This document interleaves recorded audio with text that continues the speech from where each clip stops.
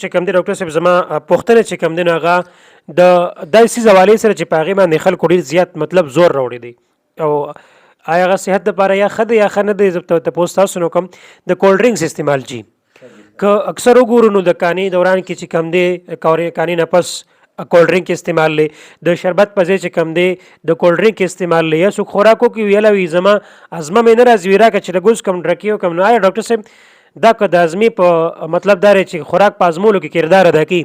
نو بیا خو پکار ده چې د خلک د خوراک له دا استعمال کوي د دې څه فایده شته په دغې ازمولو کې او د دې فایدې یا نقصانات راته وایي ډاکټر صاحب د دې بېشک فایدې شته د پیپسي د کوک د بوتلو د څښلو فایدې شته فایده دا ده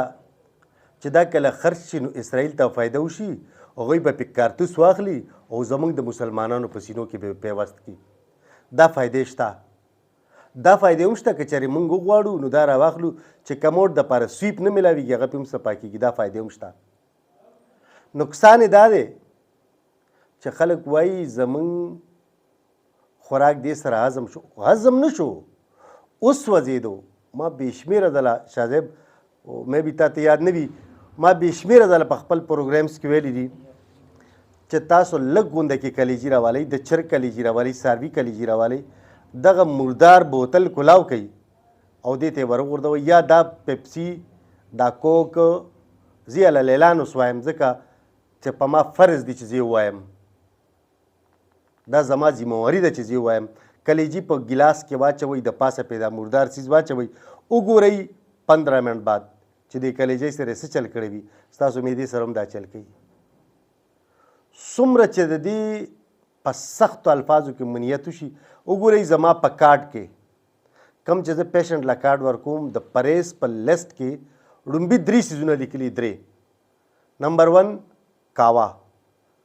ډیر بهترین شی د خس کلو لپاره نمبر 2 کچا پیاز ډیر بهترین شی د غرمه کې روټۍ خوراک سره او نمبر 3 کولډ ډرنکس موزر صحت دی کاوا او پیاز زه وایم چې ښه شی دی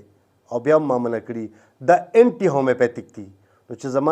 زه مثال کې طور پر چاته پرهیز خایم خو هغه به هومیوپیتیک میډیسن یوز کوي نو ځکه به ورته خایم او دا د هغې دپاره ښه نه دي ادروایز کاوا او کچه پیاز دا ډېر بهترین شی دی خو کاوه ګورې پیکا خوږې نه چې چینی دی پکې سم یو پنډ اړولی وي افغانستان ته تلم په کابل ښار کې مې شپه وه په کابل ښار کې م روټۍ وه او په ارزان قیمت کې م شپه وه هغه یو دوست خڅتلي وو د هغه والد صاحب چې روټۍ ډېرې ښکلې روټۍ وي او ډېر زیات لوازمات او غوښه او ساوسۍ راوړي ورپسې شنه چای راغله نو وایي دا پاکستانیان دي هغې ته ویې نه ورته وي بوره ولاړئ نو ما هغه خپل دوست تاسو وکتل ما ته وایي مېلمه خفه کېږه ما موږ چینی ته بوره ووایي وی چینی ول راړه وي موږ خو سره د ګوړې نه یا د خوږې نه به سره چک کړو خو تاسو ته پکې چینی مکس کړو ما ورته ویل لږه ګورې داسې نه چې د دې نه تاسو بالکل هغه کک ته جوړ کوئ نو کعبه پیکه چېرې دا خوراک ښه شی دی کولډ ډرنکس چې دي دا زهر دي ځکه زما په کاټ کې دا زما د سټارټ نه ما ته پته وه چې دا د اسرائیلو د رزیلانو مدد کول دي نو ما د جهاد په ترو باندې لکه د جهاد په نیت باندې دا په خپل کارډ کې لیکلي چې زما پیشنټ دی کم از کم ما سره دا ملګرتیا وکړي چې دا مردار څیز دې نسکي 2 نقصانات د صحت نقصان او د ایمان نقصان دا دواړه پکې دي چې کم یو سړی د مسلمان خلاف کفارو له مدد ورکوي نو دا په دې باندې ته په خپل ایمان باندې ویاړېږي چې کم سړی خبر نه وي خو زه ټیک ده خو چې یو بنده خبر شو چې د دې نه ګټه اسرائیل ته ځي او هغه یې زموږ په مسلمانانو سپیشلی په فلسطینیانو باندې هغه ګټه لګوي نو په دې وجوهاتو باندې ما د 2014 نه دا کارډ پرنټ کړی دی اول زره بل چا په سنټر کې هم او تقریبا دا 4 کال دی چې زه په خپل سنټر کې د هغه ټیم نه ما په خپل کارډ کې کولډ ډرنکس منع کړي دي منع کوم به او ټل تر ډېته پورې به منع کوم چې تر څو پورې الله تعالی ماله سارا کړی دی او وس مې شته نو زه به دا منع کوم او موزرسیت دومره دي دومره چې وګورئ چې څوک د دې ډېر زیات استعمال کوي د یو ریډیو منیجر صاحب ډېر ښه انسان و چې موږ به لاړو زموږ به ډېر زیات قدر کوو حالانکې هغوی ما نه څو ځله راته ویلي چېرې پروګرام کوه ما زما سره ټایم نشته د هغې نه باوجود به هغه زموږ ډېر زیات خیال کو خو د هغه دا هیبټ و چې بغیر د دغه مردار څیز نه به روټۍ نه خوړه